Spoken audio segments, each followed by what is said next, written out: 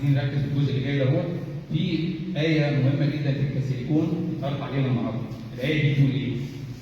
من هو الذي يغلب العالم إلا الذي يؤمن أن يسوع هو ابن الله. من هو اللي يقدر يغلب العالم؟ الوحيد اللي يقدر يغلب العالم اللي هو عنده الإيمان ومصدق إن يسوع المسيح هو ابن الله. ده اللي عايزين نتكلم فيه. هنتكلم النهارده جزء عقيدة شوية. العقيدة مهمة جدا لينا كلنا. مهم جدا يكون عندي المعرفة.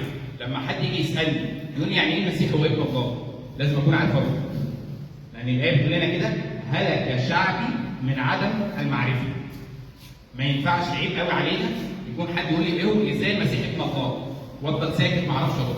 عايزين نحفظ كده في الكام دقيقه اللي جايين دول يعني ايه المسيح هو ابن الله. لان العقيده هي اللي بيتبني عليها ايماننا. نسمع كده الايه بتقول لنا كده: ابنوا انفسكم على ايمانكم الاقدس. ابنوا انفسكم على ايمانكم الاقدس. العقيده زي كده العواميد بتاعت الكنيسه كده. الاعمده بتاعت الكنيسه دي هي اللي بيتبني عليها الدور اللي بعديه والدور اللي بعديه وهكذا. العقيده هي اللي بيتبني عليها ايماننا السليم الثابت. اللي كل ابائنا منذ القدم مش ضيعوا بقى يعني بذلوا كل حياتهم عشان يحافظوا على كل حرف واحد في التسليم الايماني للعقيده توصل لنا بصوره مظبوطه وبصوره سليمه. المسيح هو ابن الله يعني ايه؟ كلمه المسيح هو ابن الله. ولادة المسيح من الآب غير الولادة العادية اللي احنا بنفهمها. رقم واحد، بدون زواج بشري. يعني ما في حد زوج وزوجة اتجوزوا وخلفوا. دي أول فرق، بدون زواج بشري. تاني حاجة، بدون أسبقية. يعني إيه بدون أسبقية؟ يعني ولا الآب قبل الابن ولا الابن بعد الآب، لا، بدون أسبقية. الآب والابن هما الاثنين أبديين وهما الاثنين أزليين. فما فيش حد بيشبه الآب. عشان كده في احيانا بعض الصور الغلط طقسيا يصور لك الاب سنه كبير والابن سنه اصغر. دي طبعا صوره تماما غلط تماما يعني. الصوره دي مش عندنا في الكنيسه القبطيه والارثوذكسيه ابدا يعني. الاب والابن هما الاثنين ابديين، هما الاثنين ازليين، مفيش اسبقيه ما بينهم. ولاده يسوع المسيح الابن من الاب ولاده بدون انفصال. وده لا يعني اي زوج طبيعي، اي ام بتخلف انفصل بقى خلاص الجنين بقى الطفل منفصل عنه. انما ولاده يسوع المسيح الابن من الاب ولاده بدون انفصال. ولاده يسوع المسيح الابن من الاب ولاده بدون انقطاع. يعني ايه بدون انقطاع؟ يعني ولاده مستمره. ولاده مستمره. يبقى دول الاربع فروقات، اربع فروقات في ولاده يسوع المسيح الابن من الاب: بدون زواج بشري، بدون اسبقيه، بدون انفصال، بدون انقطاع. طب نشبهها دي عشان كل واحد كده يفهمها. زي كده بيكون عندنا قرص الشمس يولد منه النور. سهله؟ هل اقدر افصل نور الشمس عن قرص الشمس؟ ما اقدر. زي لما يكون عندنا لهب نار مولود من هذا اللهب نور. هل اقدر افصل النور المولود من اللهب عن اللهب؟ لا، ما اقدرش افصل. وكذلك الابن والاب هما الاثنين لهم نفس الطبيعه، هما الاثنين لهم نفس الجوهر بدون انفصال. عشان كده بنقول في قانون الايمان: نور من نور، اله حق من اله حق. تمام؟ يبقى لما حد يقول يعني ايه هو يسوع المسيح ابن الله، هو حد اتجوز وخلف ولا لا؟ دي ولاده بدون زواج بشري، بدون انفصال، بدون انقطاع، بدون اسبقيه. زي قرص الشمس، فالنور ايه؟ بيتولد منه. مهم جدا. مهم جدا لما يقول يسوع المسيح اقول مولود من الاب بس. يسوع المسيح مولود من الاب، لازم تكون الكلمات ديت لازم تكون ايه؟ حافظينها. تمام؟ بس يسوع المسيح لما ولد من الاب كان عباره عن ايه؟ كان طبيعه واحده، لازم ناخد الجمله دي، طبيعه واحده من اتحاد طبيعتين. كان طبيعه واحده من اتحاد طبيعتين. يعني الكلام دوت هو اللي عمل شق في الكنيسه في مجمع خلقدونيا سنه 451، واصبح عندنا في طائفه كاثوليك وفي طائفه ارثوذكس. طبيعة المسيح هي طبيعة واحدة ولكن من اتحاد طبيعتين. كان إله كامل وكان في نفس الوقت إنسان كامل. ده إيمان كنيستنا القبطية الأرثوذكسية. عشان كده إحنا بنقول علينا غير خلقدونيين، لا نؤمن بقوانين مجمع خلقدونيا سنة 451.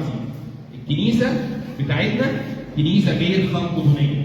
تؤمن إن يسوع المسيح له طبيعة واحدة من اتحاد طبيعتين. الطبيعتين اللي هم ايه؟ اله كامل وفي نفس الوقت انسان كامل. عارفين دي زي ايه؟ موسى لما قعد 40 سنه في الصحراء ربنا ظهر له ازاي؟ ظهر له في العليقه. موسى شاف منظر غريب جدا، لقى العليقه شجره بتحترق ولكن الشجره زي ما هي. هو لقى اتحاد اللاهوت باتحاد الناسوت. الشجره بتحترق، النار طالعه منها، ولكن الشجره لسه ثابته زي ما هي، ما اتحرقتش، طالع النار منها. زي بالظبط كده لما بنعدي بالشوريه، يبقى الشوريه دي موجود جواها ايه؟ فحم.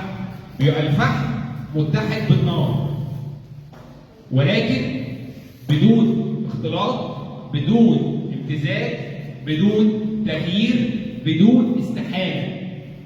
طبيعه رب المجد كانت كده، كانت طبيعه واحده من اتحاد طبيعتين، بلا اختلاط، بلا امتزاج، بلا تغيير، بلا تشويش، بلا استحاله. يعني ايه بلا استحاله؟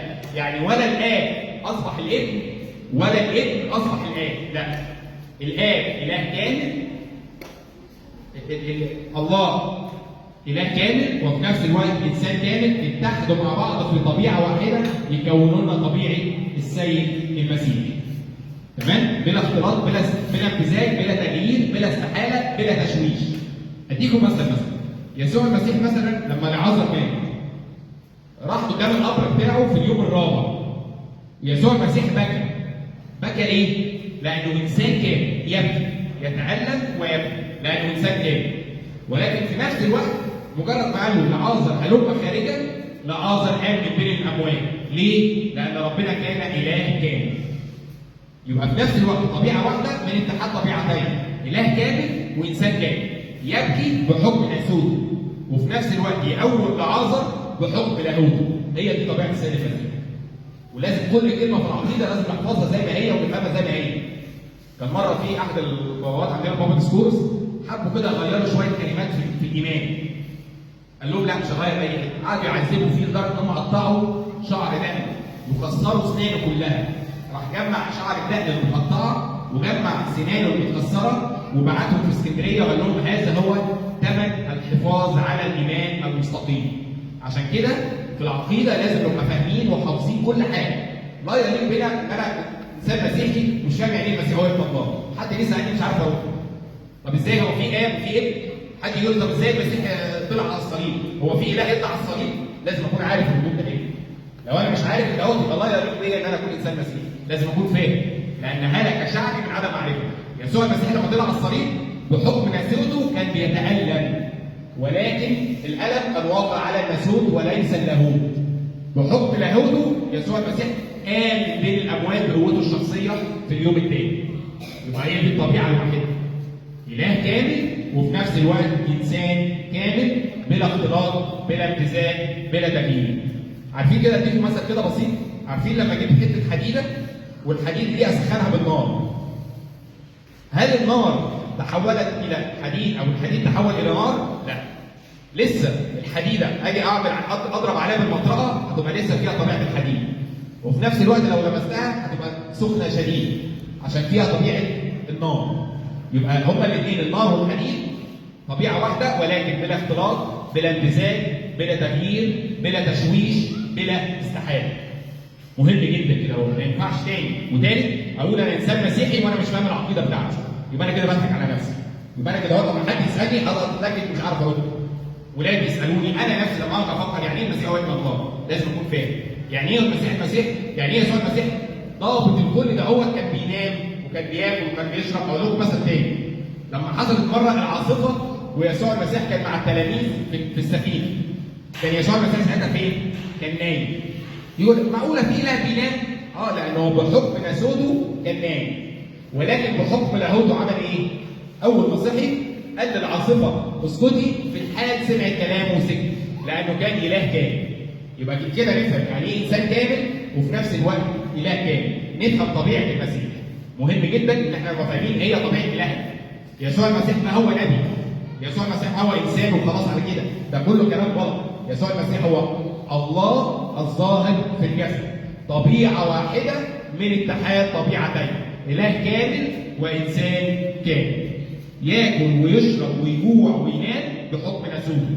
يقوم لعازر من بين الاموات، يسكت العاصفه يخرج الشياطين، يبقى عارف ايه اللي هيحصل، قام من بين الاموات بحكم اله وجوده. يبقى اله كامل وانسان كامل، زي العميقه، زي ما شافها كده اهو موسى، النار طالعه منها ولكن لم تحترق. مهم جدا لازم اكون عارف الحاجات دي. طب ليه يا رب؟ طب ليه يسوع المسيح ولد من الاب؟ ليه يسوع المسيح ولد من الاب؟ يسوع المسيح ولد من الاب لان كان ليه عمل، اقنوم الابن كان ليه عمل يتميز بيه. ايه هو العمل بتاعه؟ الفداء.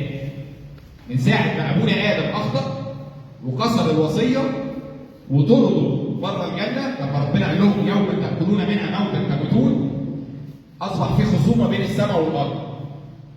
كان لازم اللي ينفذ، اللي يعمل المصالحه بين السماء وبين الارض لازم يكون مساوي للاب، لازم يكون ينوب عن كل البشر، لازم يكون بلا خطيه.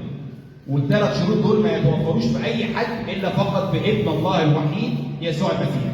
لان يسوع المسيح مساوي للاب في الجوهر، اله حق من اله حق، وفي نفس الوقت ينوب عن كل البشر لانه تجسد وخد شكل جسد من بطن العذراء مريم من الروح القدس، وهو الوحيد القدوس الذي شبهنا في كل شيء ما خلا الخطيه. الوحيد شبهنا في كل شيء ما خلا الخطيه.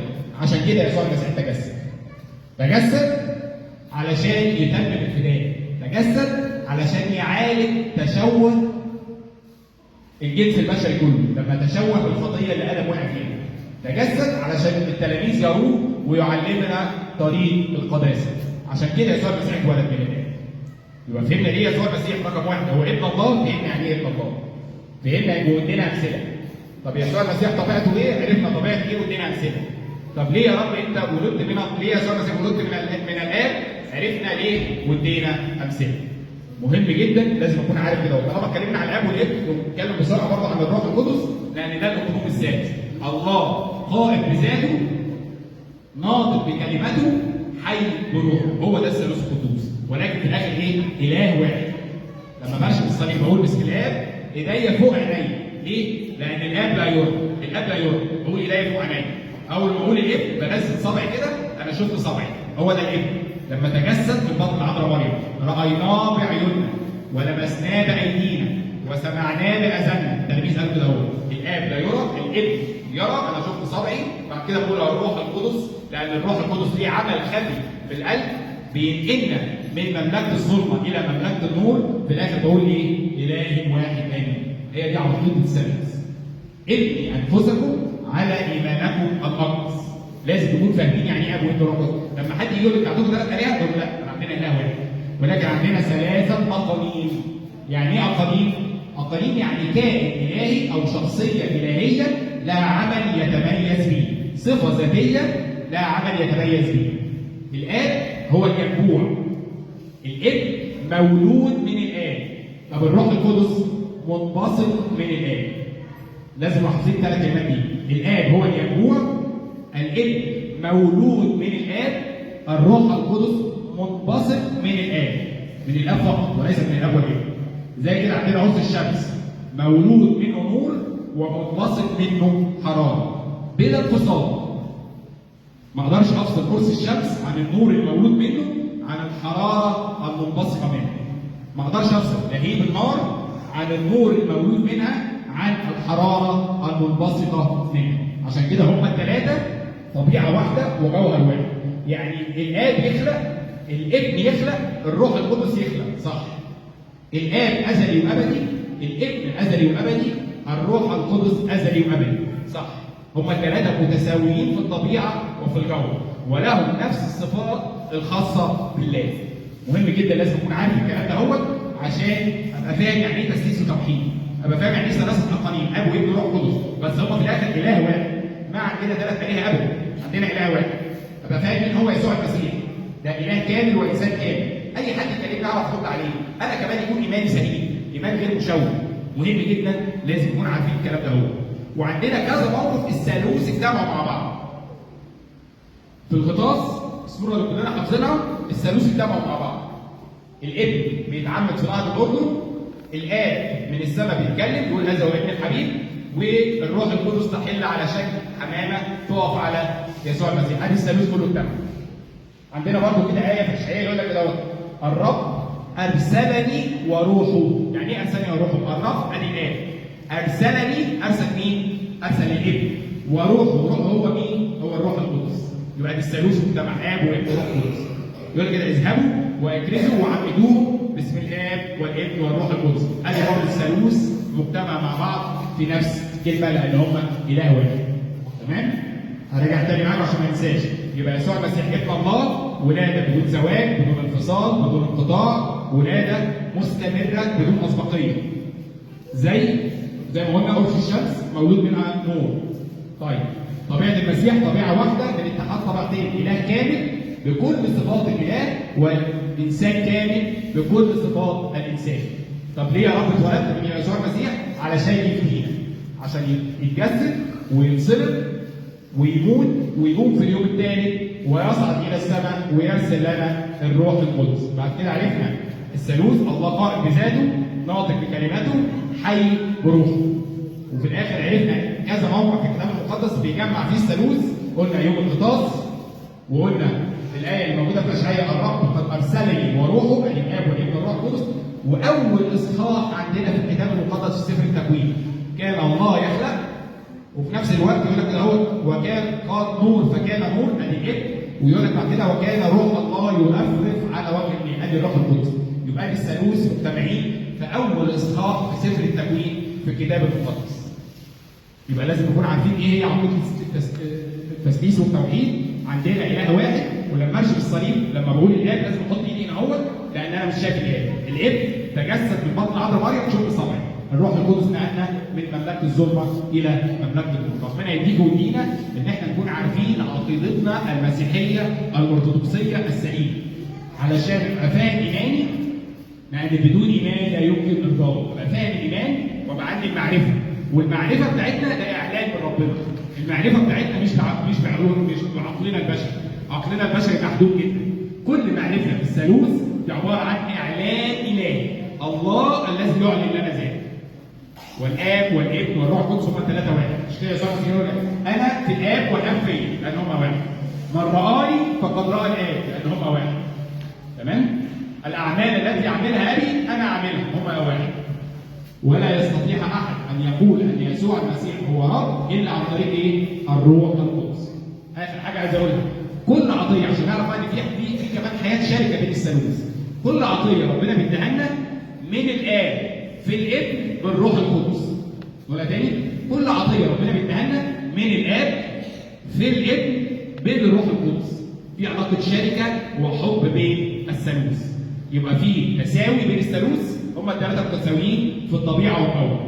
في تمايز في الثالوث لان كل اقنوم ليه عمل يميزه. الاب هو الينبوع، الابن هو مولود بيتم الفداء، الروح القدس منبثق من الاب لكي يرشدنا، لكي يعزينا، لكي يقوينا، لكي يشفع فينا بأنات لا ينطق لها. كل دوت عمل يتميز به الروح القدس. الاقنوم كائن الهي، شخصيه الهيه، صفه ذاتيه الهيه لها عمل يتميز به. الاب ينبوع، الابن مولود من الاب، الروح القدس منبثق من الاب. مهم جدا تعرف الكلام ده.